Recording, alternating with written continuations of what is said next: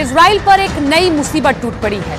Israel के साथ वही होने जा रहा है जिसका उसे डर था, क्योंकि ईरान से एक ऐसी खबर आई जिसने अमेरिका तक को डरा दिया है, बहुत डरा दिया है। ईरान ने एक ऐसा कदम उठाया जिसे लेकर गाजा के युद्ध का फैसला पलट गया।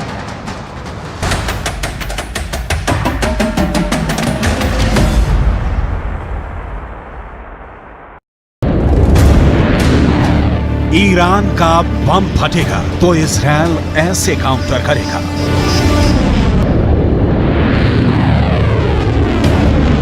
इजराइल को यकीन हो गया है कि ईरान ने एटम बम बना लिया है। अब उसके पास खुद को बचाने के लिए यही मिसाइल डिफेंस सिस्टम है।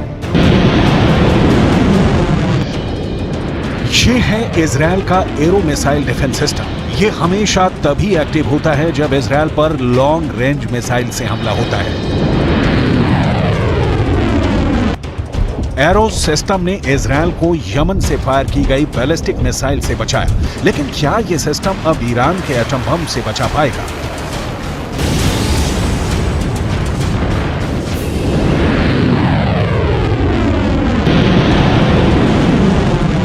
क्योंकि ईरान को लेकर खबर बहुत खतरनाक है और इसका सबसे बड़ा खतरा इजराइल को सता रहा है। पूरे इजराइल में परमाणु बम का सायरन बजने लगा है, चाहे वो राजधानी तेल अवीव हो या फिर हाइफा या फिर कोई और इजरायली शहर। इस वक्त हमास के रॉकेट से ज्यादा खौफ ईरान की मिसाइल का है,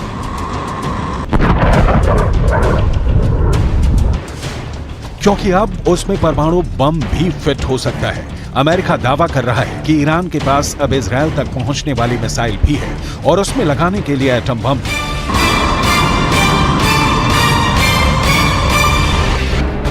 ईरान के परमाणु ठिकानों को लेकर IAEA यानी अंतर्राष्ट्रीय परमाणु ऊर्जा एजेंसी की एक बहुत ही सीक्रेट रिपोर्ट ने इजराइल और अमेरिका को बहुत ज्यादा डरा दिया है। IAEA की सीक्रेट रिपोर्ट में दावा किया गया है कि ईरान ने 60% तक संवर्धित यूरेनियम इकट्ठा कर लिया है।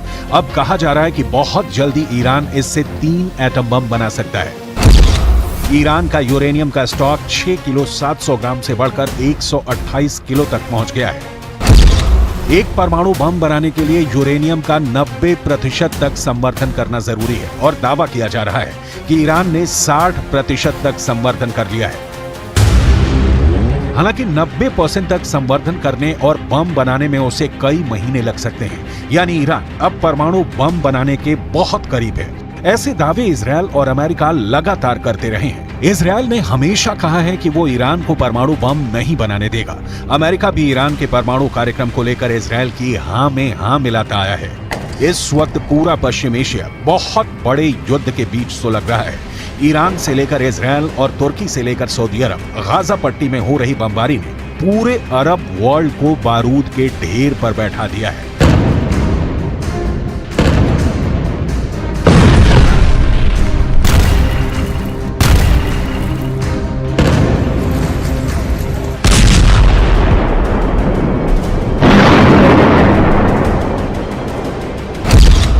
अब परमाणु बम को लेकर ईरान वाले खतरे ने इजराइल और अमेरिका का डर वाला मीटर रेड लेवल पर ले आया है। इस कांटे पर इतना प्रेशर है कि ये कभी भी वर्ल्ड वॉर बनकर टूट सकता है, क्योंकि ईरान कह चुका है कि उसके पास ऐसी मिसाइल है जो लॉन्च होने के 400 सेकंड के अंदर इजराइल पर जाकर तबाही मचा सकती है। ईरान अब हाइपरसोनिक मिसाइल तैयार कर चुका है। उसकी बैलिस्टिक मिसाइल को इजराइल आयरन डोम से नहीं गिरा सकता और ईरान का दावा है कि इजराइल हो या फिर अमेरिका का मिसाइल डिफेंस सिस्टम, उसकी मिसाइल के खिलाफ कोई दीवार काम नहीं करेगी। इस वक्त ईरान के परमाणु कार्यक्रम को लेकर जो खबरें हैं, उसे लेकर सबसे सीक्रेट परमाणु अड्डे पर सबकी नजरें हैं। अभी ईरान ने 6 स्पॉट पर न्यूक्लियर रिएक्टर लगाए हुए हैं, लेकिन इनमें से 2 अहम साइट है। पहली जगह है नतांज और दूसरी जगह है फोर्डो। यहाँ है अंडरग्राउंड न्यूक्लियर साइट, जहाँ ईरान सबसे ज्यादा गुणवत्ता के यूरेनियम संवर्धन करता है। ज्यादा बेहतर क्वालिटी यानी बम बनाने के लिए बेहतर यूरेनियम ईरान के परमाणु प्रोजेक्ट की प्रोग्रेस रिपोर्ट के तौर पर सैटेलाइट तस्वीरें भी जारी हो चुकी हैं। ये नातांज न्यूक्लियर साइट की 2002 की तस्वीर है। 2002 से 2020 तक इस साइट का ईरान ने बहुत विस्तार किया है। वहीं फोर्डो वाले न्यूक्लियर साइट की पहली सैटेलाइट तस्वीर 2009 में सामने आई थी। यहाँ भी 2002 से 2020 तक ईरान ने काफी काम आगे बढ़ाया है। दावा किया जाता है कि ईरान सबसे अधिक यहीं यूरेनियम संवर्धित कर रहा है। ईरान के पास अभी एटम बम नहीं है, ये बात तो पुख्ता तौर पर अमेरिका भी मानता है, लेकिन इजराइल के पास एटम बम है, इससे कोई इनकार नहीं करता। दावे के मुताबिक आज की तारीख में इजराइल के शांत रेगिस्तान में नेगेव परमाणु रिसर्च सेंटर है, जहां ताकतवर हथियार बनाने का काम किया जाता है। Stockholm International Peace Research Institute के मुताबिक इजराइल के पास करीब 90 परमाणु बम है, जो पूरे पश्चिम एशिया को पिघली हुई रेत में तब्दील कर सकते हैं।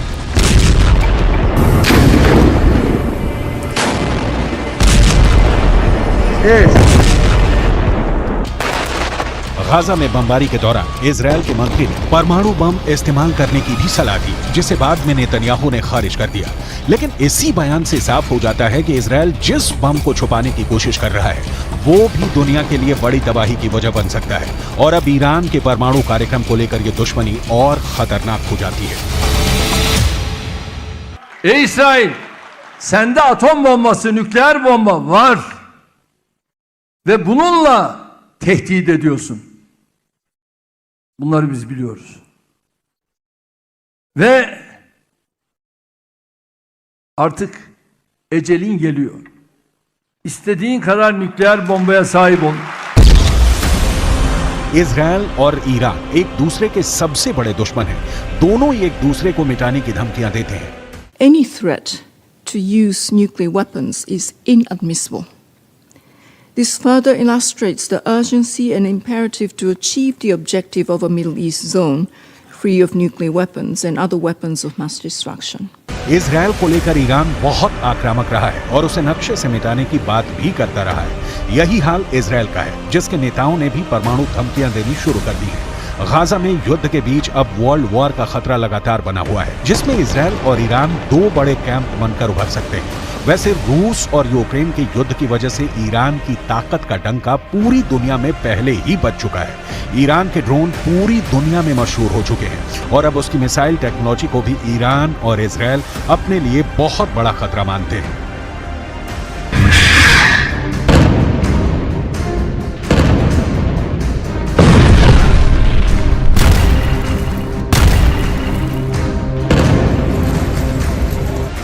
ईरान अब अपनी इसी ताकत को दिखाकर अमेरिका और इजराइल दोनों को चैलेंज कर रहा है। हालांकि इजराइल से पहले उसने अमेरिका की फौजी अड्डों को अपने टारगेट पर ले लिया है। ईरान के आसपास अमेरिकी सेना के कई मिलिट्री बेस हैं और इनमें कुल 40,000 से ज्यादा अमेरिकी सैनिक तैनात हैं। इसमें कुवैत में 10 सैन्य अड्डे हैं और यहाँ अमेरिका के 13,000 से ज्यादा सैनिक हैं। बहरीन में अमेरिका ने 12 अड्डे बनाए हैं और यहाँ उसके 3,700 से ज्यादा फौजी तैनात हैं। सऊदी अरब में अमेरिका के 10 मिलिट्री बेस हैं, यहाँ 3,000 अमेरिकी सैनिक तैनात हैं। ओमान में अमेरिका के 6 अड्डे हैं, यहाँ उसके 600 सैनिक तैनात हैं। संयुक्त अरब अमीरात में अमेरिका के 3 अड्डे हैं और यहाँ उसके 5,000 सैनिक तैनात हैं। कतर में अमेरिका का सबसे बड़ा मिलिट्री बेस है और यहाँ 13,000 अमेरिकी सैनिक रखे गए हैं। ये वो देश हैं जहाँ से ईरान बहुत ज्यादा करीब है। यही वजह है कि ईरान अब अमेरिका को इस इलाके में बर्दाश्त नहीं करना चाहता, क्योंकि उसे लगता है कि अमेरिका इन्हीं अड्डों से उस पर नजर रखता है और यहीं से वो कभी भी ईरान के न्यूक्लियर अड्डों पर हमला कर सकता है। ऐसा इसलिए क्योंकि खाड़ी देशों में अमेरिका के जितने भी अड्डे हैं, वहां उसके बहुत ही खतरनाक हथियार तैनात रहते हैं।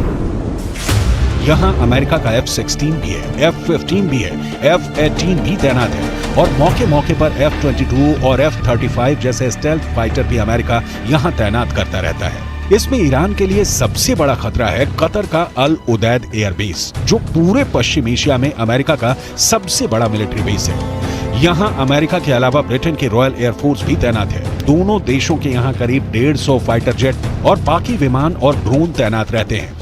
यहीं से अमेरिका पूरे पश्चिम एशिया पर नजर रखता है। यही वजह है कि ईरान ने अब अमेरिका को वार्निंग देनी शुरू कर दी है और इस बार अमेरिका ईरान की धमकियों को हल्के में नहीं ले सकता। ईरान की फोर्स इस वक्त बहुत ज्यादा एक्टिव है। फारस की खाड़ी से लेकर अरब सागर तक जितना भी इलाका है, यहाँ ईरान का खास दबदबा रहता है। अमेरिका की नौसेना यहाँ तैनात रहती है, लेकिन ईरान पर नजरें रखना और किसी भी वक्त युद्ध के लिए तैयार रहना उसके लिए जरूरी हो गया है।